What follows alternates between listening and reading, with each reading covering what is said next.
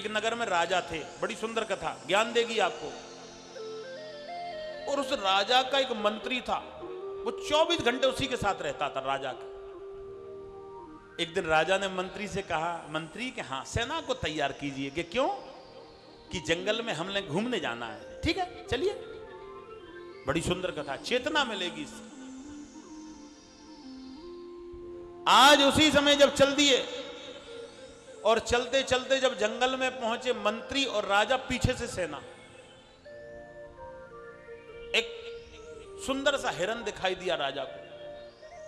राजा कहने लगा इस हिरन को मारूंगा और शाम को इसी का मांस खाऊंगा। उसने जैसे ही धनुष निकाला, बाण चलाने के लिए तैयार हुए तो राजा की उंगली कट गई। राजा ने धनुष फेंक दिया, मेरी तो उंगली कट गई। मंत्री से कहा मेरी उंगली कट गई। मंत्री कहने लगा ये तो बहुत अच्छा हुआ। राजा को बड़ा क्रोध आया, हमारी उंगली कट गई, मंत्री कहने लगा अच्छा हो गया। राजा को क्रोध आया, राजा ने सेना से कही कैसे मेरे मंत्री को जेल में बंद कर दो। मंत्री को जेल में बंद करने के लिए ले जा रहे हैं तो मंत्री राजा से कहने लगा कि ये और अच्छा हुआ कि हमको जेल में बंद कर दिया।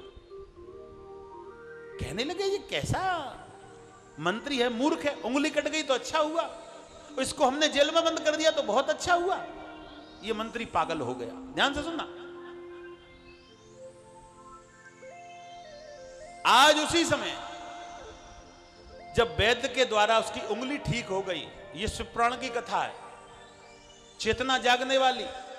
अब राजा है, उंगली का इलाज अच्छा हुआ तो उंगली ठीक हो गई। 1 महीने बाद में मंत्री तो जेल में बंद है, राजा अकेला सेना को लेकर के जंगल में चल दिया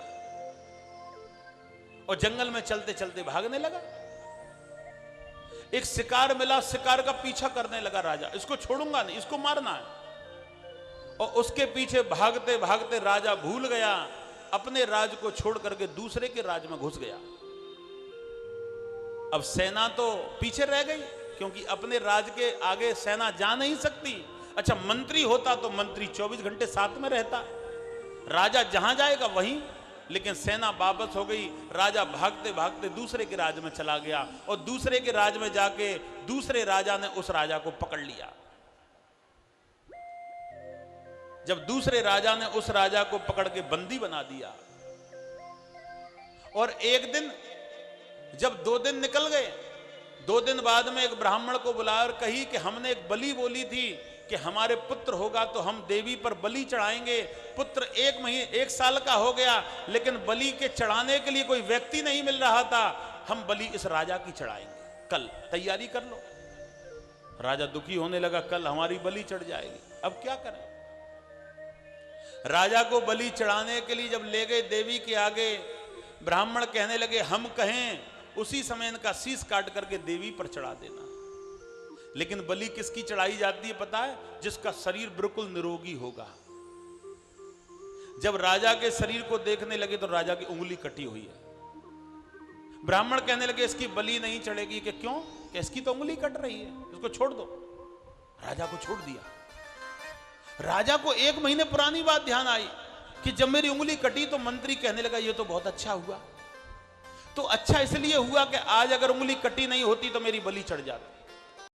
और मंत्री को हमने जेल में बंद कर दिया तो मंत्री ने हमसे ये क्यों कहा कि ये और अच्छा हुआ, पहले हम मंत्री से जाके बात करें। मंत्री को जेल से निकाला और कहने लगे कि जब हमारी उंगली कटी थी तो तुमने कहा कि ये बहुत अच्छा हुआ, तो ये तो हम समझ गए कि अगर हमारी उंगली कटी नहीं होती तो बलि चढ़ जाती। लेकिन जब हमने तुम्हें जेल में बंद किया, जब तुमने ये क्यों कहा कि ये और अच्छा हुआ, कि प्रभु तुम भूल गए। कि क्यों? कि मंत्री का क्या काम होता है कि राजा के संग संग रहना। तो अगर हम तुम्हारे साथ में उस दिन होते तो सेना तो वापस हो गई, हम भागते भागते तुम्हारे ही साथ में जाते। दूसरे राजा ने तुम्हें पकड़ लिया और तुम्हारी बलि चढ़ाने के लिए ले जा रहा था, तुम्हारी उंगली कट गई इसलिए छोड़ दिया, लेकिन हम तुम्हारे साथ में होते तो हमारी बलि चढ़ जाती, इसलिए हमने कहा कि अच्छा हुआ। है? जो प्रभु करता है, जो ईश्वर करता है, अच्छा कर रहा है। ईश्वर के प्रति गलती निकालना यह दोष है, क्योंकि हम गलती निकालने वाले होते कौन हैं? हमारी क्या सामर्थ्य जो हम गलती निकाल लें। गलती हम जब निकाल सकते हैं जब हमें सामर्थ्यमान हैं, लेकिन हम तो बिल्कुल सामर्थ्यमान नहीं है। तो आज